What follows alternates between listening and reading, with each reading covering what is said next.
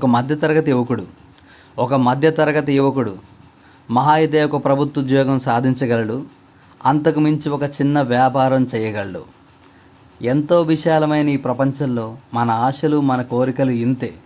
నేనింతే, నా బ్రతుకింతే, అంతకు మించి నా వల్ల ఏమీ కాదు అనుకునే బ్రతుకులకు ఒక్కసారి ఒక మెరుపు చీకటి జీవితాల్లోకి, మధ్యతరగతి ఇంట్లోకి ఒక పెద్దన్నయ్య ఇలా వచ్చింది. ఆ అన్నయ్య పేరే మెగాస్టార్ చిరంజీవి. నువ్వు తలుచుకుంటే తలరాతలు మార్చగలవు. నువ్వు సంకల్పిస్తే ఆకాశాన్ని సైతం తాకగలవు. ఆఫ్టర్ ఆల్ ఈ గెలుపెంత, నీ సంకల్పం ముందు రవ్వంత అని నిరూపించిన నిజమైన ఆదర్శం శ్రీ పద్మవిభూషణ్ మెగాస్టార్ చిరంజీవి. ఈరోజు తాతైన ప్రతి ఒక్కడూ చిరంజీవికి వీరాభిమానే. నేడు కొడుకుల్ని కంట్రోల్ చేస్తున్న ప్రతి తండ్రి చిరంజీవి సినిమా టికెట్ల కోసం తన్నులు తిన్నవాడే. తాతలు, తండ్రులు ఇప్పుడు మనవళ్ళు. తారాలు మారిన తరగని అభిమానం చిరంజీవి సొంతం.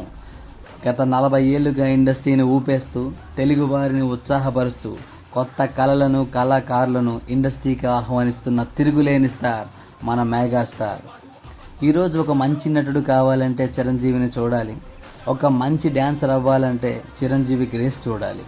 తెర వెనక, తెర ముందు, పరోక్షంగా ప్రత్యక్షంగా కొన్ని వందల మందికి చిరంజీవి ఒక టార్చ్ బేరర్.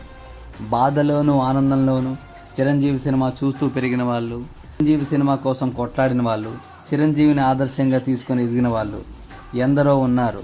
అంతెందుకు, చిరంజీవి మీద గాసిప్లు రాస్తూ బతికిన వాళ్ళు, చిరంజీవిపై తప్పుడు ప్రచారం చేస్తూ దిగజారిన వాళ్ళు ఎందరో ఉన్నారు. కానీ ఆయన ఏ రోజు వారిపై స్పందించలేదు.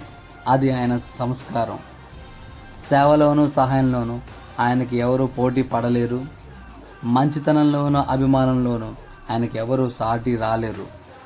ఆయన గారి గురించి ఎంత చెప్పినా, ఇన్ని మాట్లాడుకున్నా తక్కువే.